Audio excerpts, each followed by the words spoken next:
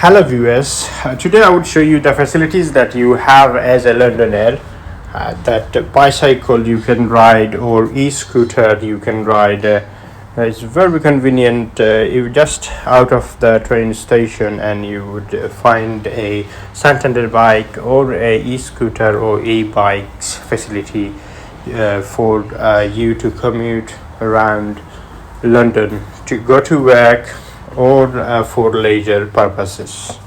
That's really good. Today I would show you from Whitechapel to Bow roundabout how I went on a bicycle on a cycle lane. This cycle lane is called CS2, which is named Cycle Super Highway. TFL, which is Transport for London, previous mayor of London, they have made these cycle lanes for the cyclists to use, and it is safe for cyclists. In this video I will give you some rules and regulations we have to follow if we drive in London. So you always have to stay on the cycle lane, but if you see a cycle lane is stuck or some obstacle there, you are entitled and you are legally go into the main road. You can drive on main road, which is backed by government law. So we can actually drive on the road and the cycle lane, even though if there is a cycle lane available. If we want to go to the main road, we are we have the right to go on the road, because the car have to give us a car space for our cycling. So by the way, another very important rule is the traffic lights. See the traffic lights on the left. We have to follow these. We have to stop at the red lights. If we don't stop at the red light, some enforcement officer may give us a £50 penalty fare, even though some rider would be jumping over the traffic lights, but they often get fined. So two mandatory things. See, this guy is going anyway. Two mandatory thing to ride on the road. You must have to have a light, front and back light for your bicycle if you are driving at night or riding at night, and you must stop at the red lights. Failing that, you may have to pay penalty fare by the police or enforcement officers. Now we are at Stepney Green area. See, this area is very famous for food, and they do really good amazing foods up there on the right, and especially fried chickens and kebabs.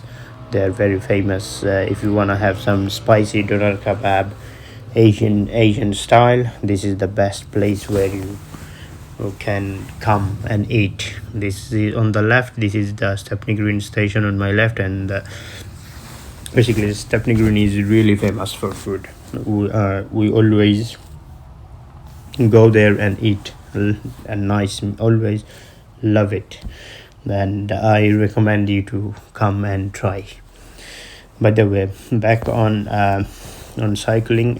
So on the cycle lane, we have to be careful about some pedestrian. They want to cross the road, and they would be jumping on the cycle lane, and they wouldn't realize that it is cycle lane and it's only for the cycle, but some of them would walk or all along. So we have to be careful about the pedestrian, and also the cars who is turning left, overtaking you and turning left in front of you. Sometimes they don't really focus on us, so we have to be careful on that. But even though if they hit you, it's their fault. And all you have to do is take a picture of the bus car's number plate and the driver if possible, and ask them for their details if you are badly injured. um, but hopefully you would be fine, and it shouldn't be any problem for you, because it is quite safe. Driver are very careful and they give us way.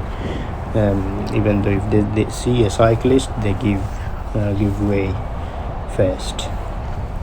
And from my personal experience, driving is more uh, uh, harder than the cycling on the cycle lane. It is very convenient for us to get a cycle and go around, go commute to work, or if you want to go for shopping and stuff, small shopping. It is useful to use a bike. But currently the bike I'm riding is an electric bike. If you can get an electric bike, which is really good, and it is fast and much better than bus or any other transports. So I would recommend, if you are living in London, get a electric bike for yourself, and which way you don't have to worry about so many things. But one thing you have to be worried, you have to secure your bikes all the time, because if you leave your bike unattended, someone would nick it. Bike theft is a daily occurrence in London. It is very common. If it lot, I lost my bike as well. So I would make another video how to secure your bike in London. So basically, you have to lock your bike with something, and make sure you lock the bike with a object. Make sure you cover the frame and tire, because if you just lock it with your tire, they just open the tire and take the bike, so you have to be a bit extra careful if you are locking your bike. They're not supposed to park on the cycle lane, but this guy luckily left me some space so I can see this bus stop. There is a zebra crossing, so we have to be very careful about the bus stops, because when a bus stops, sometimes people rush and come on the cycle lane and they just don't look around. So we have to be very careful around the bus stops and the zebra crossings, and as well as sometime pedestrian may come on the cycle lane, as I previously told you. So this is the roundabout. On the roundabout, we have to give the right to the cars or bicycles or any other vehicle coming from the right hand side. We have to give them way fast, and once it's clear from the right, we can go, which is safer, and it is clear from the right, and now I'm going. This roundabout is controlled by traffic lights, so which is much safer.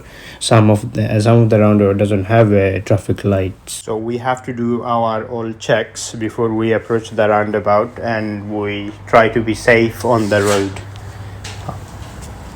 By the way, I'm coming to end of my video, and I'll put a link on the description that you would see how to rent a bike, Santander bike. See this motorcycle? He checked before he turned left. So whenever you turn left or right on the road, make sure you do your checks all the time, even though if you are a cyclist. But it is very important to check around when you drive in, or always check on your right and left all the time. If you turn left, check right and left both sides before you turning, because you never know which way cars are coming from.